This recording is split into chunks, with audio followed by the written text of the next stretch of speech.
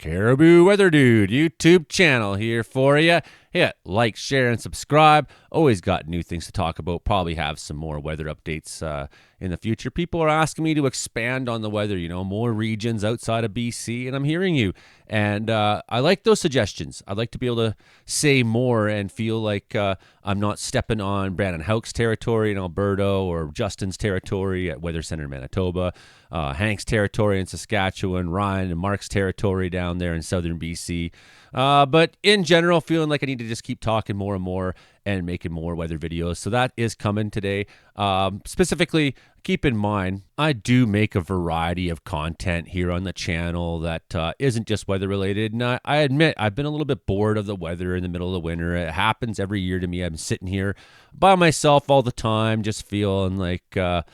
lots of thoughts going through my mind, lots of things I want to talk about, and I have no one necessarily around to talk to about these things, and certainly some days no one around that can talk to these perspectives, with a few exceptions in my life. For example, Chris and Andy here in Wells are people that 100% understand where I'm coming from, my politics and my ideas, and reflect that back to me. But nonetheless, last 4 videos, weather-related videos, okay, yeah. Then we went through 2 that I was talking about annexation of Canada, because I really feel strongly about that stuff. Then 2 weather videos again. Then a bit of a mix there. So 4 videos on just me talking about what I want. But then 4 videos that are weather videos. So, you get a variety here. Plus, every Thursday night on the channel, we have the Meteorological Report. Last week, we had Ryan Voutilainen on from Vancouver. Excellent. Only 181 views. That's really sad to me because it was a really great interview. Of course, the radio version went out and did its thing too. So that's good, at least that it was heard by a larger audience, and the podcast versions and whatnot in Apple and Spotify. Anyways, let's get to today's topic. And today's topic is just the pure hypocrisy in Canadian politics. Okay, let's go. There it is. This is bad news. My God. It's on out right now. Anything could happen. Get on! Wow. I'll watch the video later. They try mopping this. Let us start here with this statement from Alberta Premier Danielle Smith. And what I find interesting about this statement from Premier Danielle Smith is, well, a number of things. And we'll hit on the biggest one last. Of course, this is Danielle Smith, who is going to Florida to speak at PragerU fundraising event. PragerU, who is for Project 2025, who promotes a fascist ideology, who is against... any sort of equality for women, people of color, people of sexual orientations and whatnot, right? This is a organization that's all for deporting people to Guantanamo Bay. These are some of the worst scumbags in extreme right politics there is. And she's taking Alberta tax dollars to go down there to PragerU. She's going down there while she's embroiled in her own scandal, the Alberta health system scandal. She says about Mark Carney's new found leadership in the Liberal Party at a time when we are facing unprecedented economic challenges with our largest trading partner. Canada deserves and needs a better leader with a mandate from Canadians, says this woman who doesn't have a mandate from Canadians to go down there and speak in Florida on our behalf, to go to Mar-a-Lago on our behalf, says a person who doesn't have the backing politically for what she's doing to even speak like this, as if she's standing up for Canadians and standing up for us. She's going down, we have this crisis with our largest trading partner, and Danielle Smith is some bastion of stability. I want you to go and look at the video. We'll put it up here for you. A video I made earlier this week, if you want, at least it would be really great if you went and checked it out. I don't think enough people did. And it's about Danielle Smith's trip to PragerU and what that means. So anyways, let's talk about this string of logic that she's trying to throw out there. And I tell you, this string of logic, I'm hearing it everywhere right now, and people are really being suckered into it. And we need to push back on this string of logic, first of all, because this string of logic comes from...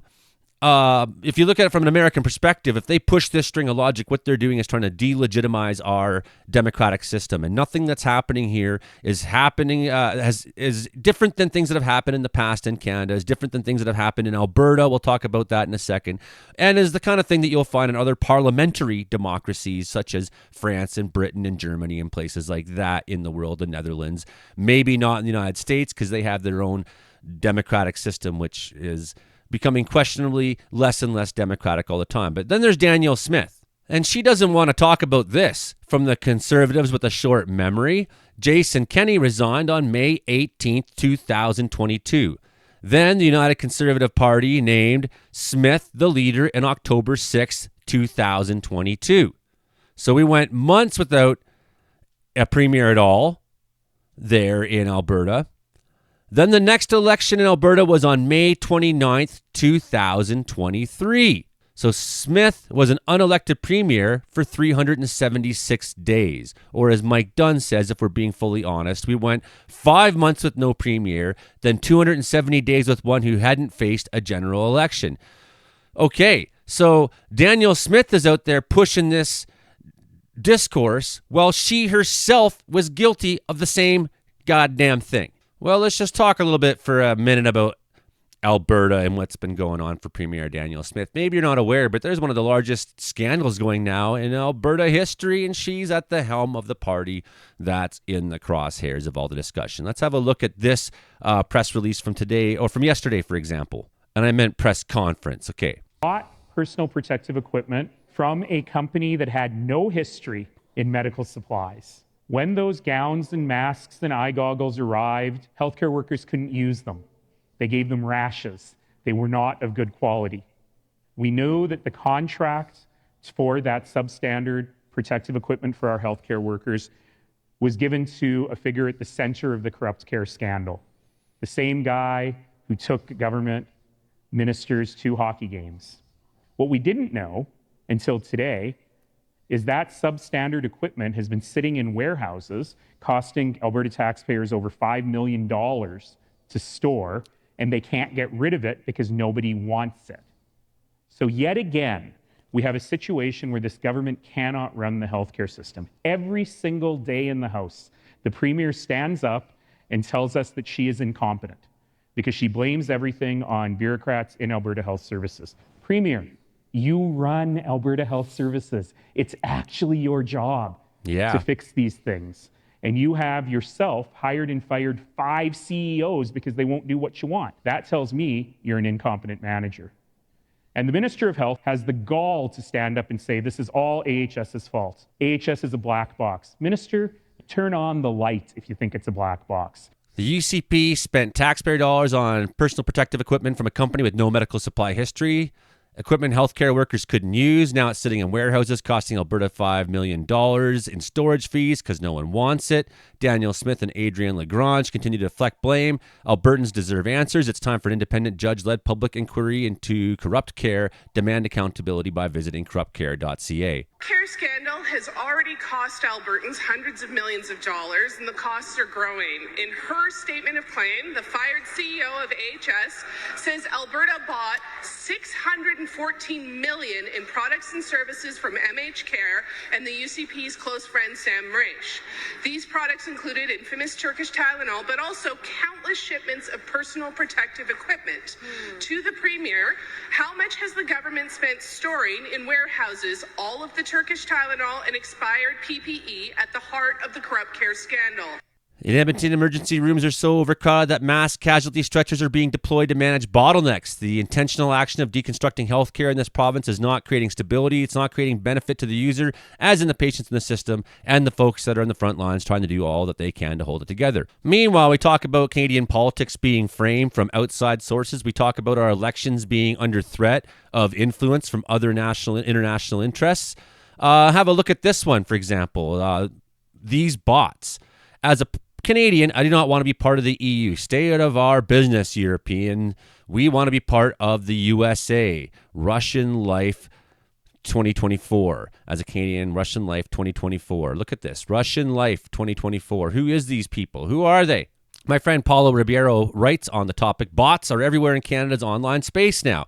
Canada is under a disinformation war in addition to the tariff war. So when you're starting to see this kind of stuff coming into your feed, question where it's coming from. Question why it's being on your feed. We know that the billionaire Mark Zuckerberg, one of the richest people on the earth, is trying to put more and more of favorable politics to himself into your Facebook, okay? Be aware of what's coming on here. These are the tactics of regime change, the tactics of extreme right agenda that's now being pushed towards Canada, being pushed on Canada. And in Canada, we need to look at the people who are involved in this extreme right agenda themselves and push back on them ourselves, okay? The American people can't see it yet, but it's obvious to everyone else that MAGA is in collusion with Russia. This is all about oligarchy, Paulo says. Our job as Canadians is to not just resist this tyranny for our freedom, but to resist it so the Americans can have their freedom restored also and prevent them from becoming an authoritarian oligarchy and expansionist empire. And for all our friends in America who are watching, I do have solidarity with you. I know a lot of you are the ones who are going to suffer under this. I know that you're going to have to lead the change that has to happen right now for planet Earth, for our environment, for the people, for people of all kinds and colors and races and creeds and backgrounds, for the kind of humanity we want to build. We know that you are at the center of this battle that has to happen now, and we are with you in it, and we stand with you, and we ourselves understand fully. So anyways, I want to talk about the fact that we learned this stuff in grade 6. I mean, honestly, in grade 4, our teacher, Patty Sharp, and Frank Cudmore and others who went to school with me will attest to this. We sat our desks in the classroom out to resemble and this was for a number of days, I believe, too. We set our desks out to resemble Parliament and how it works, and we had our own sort of elections and runoffs, and we did everything to sort of give ourselves the idea of how the parliamentary democracy system works, okay? And in this, you should have learned back then in grade 4, 5, or 6 that we don't vote for a prime minister in Canada. You don't have the option of choosing on the ballot, Joe Biden or Donald Trump for president. So they have a system there where you vote for your representatives in Congress and in the Senate differently than you vote for your leader. It's like two separate things that you're voting on right there, okay? Whereas in Canada, it's not. So we vote for our local MLA or our local MP. My local MLA here is my friend Sheldon Clare from the Conservative Party. I'm not part of BC Conservative Party whatsoever, and I don't care for John Rustad a whole lot, although I do appreciate the fact that at least he booted some of the worst conspiracy theory trolls out of the party this week. That's a whole nother discussion of hypocrisy as well. Nonetheless, before we go and talk about residential school denying weirdos that have been voted into power in our province and have been removed from the Conservative Party and now are sitting as independents, hypocrisy in its own right, we got to talk about this. So when the Prime Minister quits, their party picks a new one, right? If you want to be a part of that vote, what you do is you join a political party. If you join the Conservative Party, you can have a vote over who replaces Pierre Poilievre someday, when I sure hope to God that happens. Maybe Sheldon Clare could be run for that too. Okay. However, the Liberal Party, I'm not a voting member of any party. I refuse to be. That's my sort of bent, is that I'm sort of an anarchist. I don't believe in necessarily attaching myself to other authority figures necessarily, but I will go into contract with them in a sense and say, okay, I'll get behind what you're doing for the good of everybody. Sure. That's a different story again. But okay, so you didn't vote for them because you're not a member of the Liberal Party. You could have been. You have lots of people did. This talk that, 14-year-olds, and there was actually a lot of high security this time because they're concerned about outside international influence. So you had to actually present 2 pieces of ID. This caused a delay in voting that was, I guess, solved nonetheless in the end. But they wanted to have absolute confirmation that and I think there was problems because people's addresses on their IDs didn't line up with what's on their voting registration, right, on their driver's license and whatnot. So those are things that we've never really had to do before in a party vote. Nonetheless, the notion that these weren't secure votes is completely false. It's completely false. You can join a political party, any political party, before you are able to vote, okay? So that's the same for the Conservative Party. That's the same for the NDP. Let's not pretend that 16-year-old people voting in the Liberal Party is somehow a miscarriage of justice. It's an absolutely normal thing that happens in Canadian parliamentary politics all the time, and whoever is saying otherwise is a hypocrite and just looking to spread disinformation, okay? So, Prime Minister Harper stepped down before the election.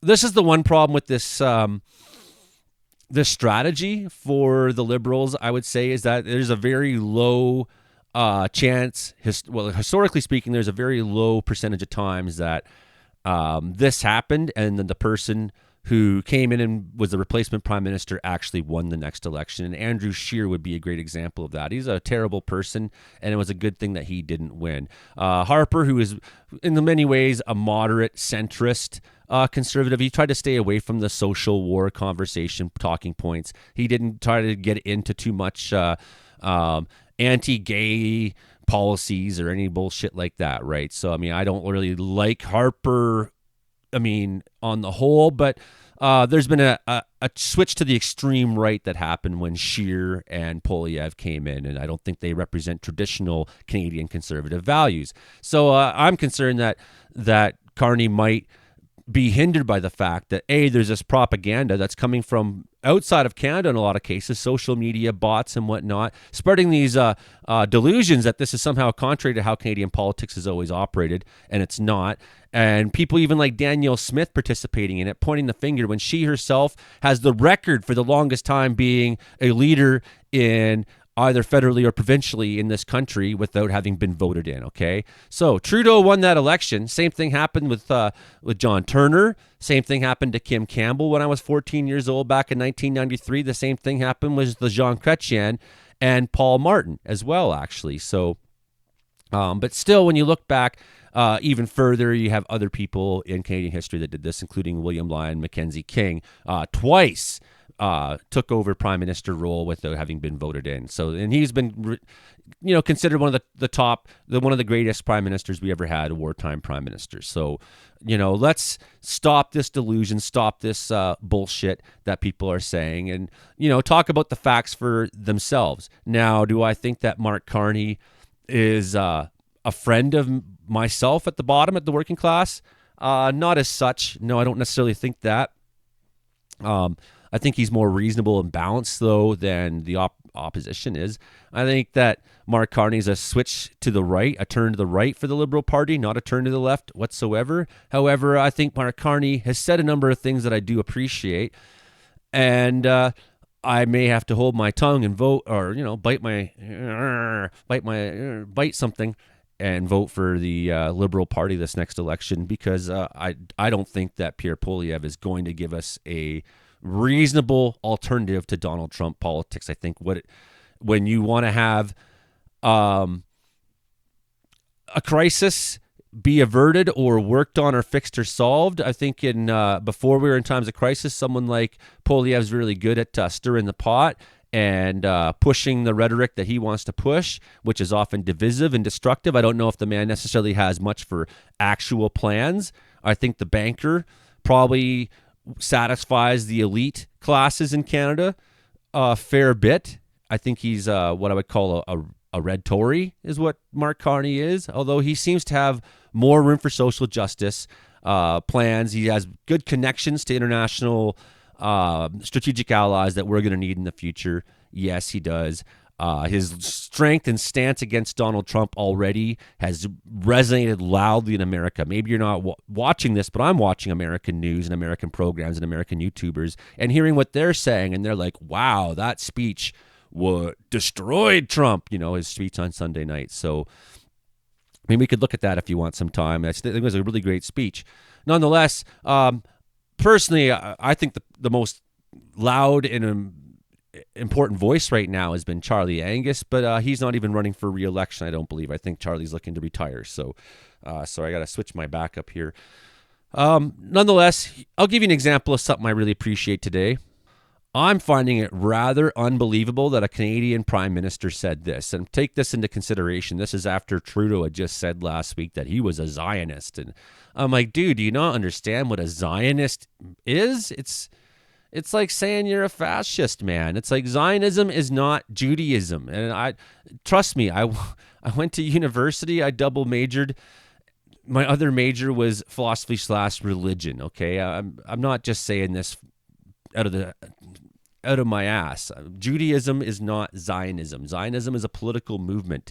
right? It's kind of like the Taliban of Judaism, the same way that MAG is the Taliban of America, okay? It's been more than 2 days that the supply of electricity to Gaza has been shut off. It must resume. Essentials, including food, electricity, and medical supplies, should never be used as political tools. Right on, Mark Carney. Thank God someone's saying this. I think if you're First Nations person and you're hearing this, keep in mind that the Palestinians are people that very much represent the struggle you've gone through, pushed into, essentially having their own country to, own land, own open freedom in 1940s. Still, you had Palestinian Jews and Palestinian Arabs living together and Palestinian Christians. And then suddenly this thing happened in 1947, the Nakba. 1,000 villages were attacked and destroyed and burned down, smashed, bulldozed over. 1 million people were displaced. Israel was founded, and they've been pushing people into the smaller and smaller and smaller and smaller reservation system. That's what Gaza is. It's a reservation for Palestinian people, okay? They're trapped in there and they're being bombed relentlessly and attacked. They've been suffering through war and atrocities for years. Meanwhile, the international community keeps sucking the tit of Israel, who's openly now pushing towards ethnic cleansing. We know they've been doing that since 1947, but now they're openly doing it. That's what Zionism is. That's what Zionism is, that political movement. What was going on in Palestine before then was Judaism. We had Palestinian Jews living with Palestinian Arabs and Palestinian Christians. And take note, in Israel these days, and people will tell you this who are from there and been there, that the Palestinian Jews, because they have dark skin, are treated differently in Palestine.